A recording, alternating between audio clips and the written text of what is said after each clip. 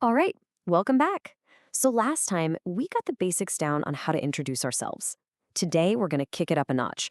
We're learning how to say no, how to talk about where you're from, and how to connect all your ideas together into sentences that are way more powerful. Let's dive right in.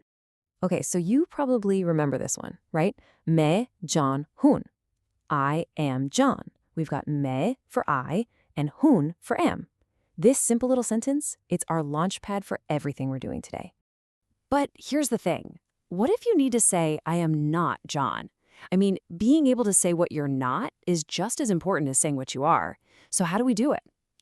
Turns out, it's actually way simpler than you might think. The key to unlocking all of this, to being able to say no in Hindi, comes down to just one single powerful word. This little word is going to totally change the game for you. And that word is nahin. It's your one-stop shop for no or not. But look, the word itself is only half the story.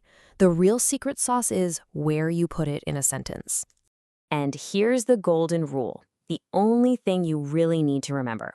Nahin always slides in right before the verb. In the sentences we've been using, our verb is hun, right? Am. So you guessed it, nahin just parks itself right in front of it. Okay, check this out. This slide lays it all out perfectly. On the left, you've got your basic me Shilpa hun. I am Shilpa. Simple enough. Now look at the right. All we did was parachute nahi right in before the verb hun to get me Shilpa nehi hun. See that? Nothing else moved. It's like a clean, simple little insertion of not. Awesome. So now you can say who you are and who you're not. Let's add another layer, another really crucial piece of the puzzle, where you're from. For this, we need another one of those tiny but super powerful words, se. Se just means from, and it's how you're going to tell people your hometown, your country, you name it. Now, hold on. Before you just jump in, there's a little trick to this. It's a classic Hindi thing where the word order feels, well, backwards compared to English.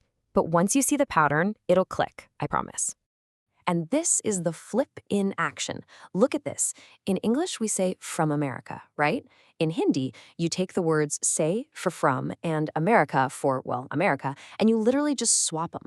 So it becomes America say. Just burn this into your brain. It's always the place, then from. So let's put it all together into a full sentence. Main America se hoon. See how that works? I, America from am.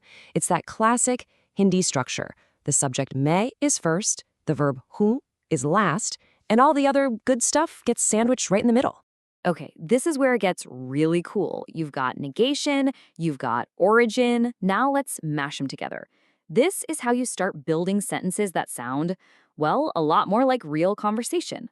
And the beauty is, the rules don't change just because the sentence gets longer. They just stack. So let's build this thing piece by piece. We start with I. That's men. Then, our origin phrase, remember the flip? America say. Now, where does our not word go? Nahi? You got it, right before the verb.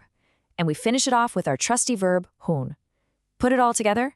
May America say nahin hoon. Boom. I am not from America.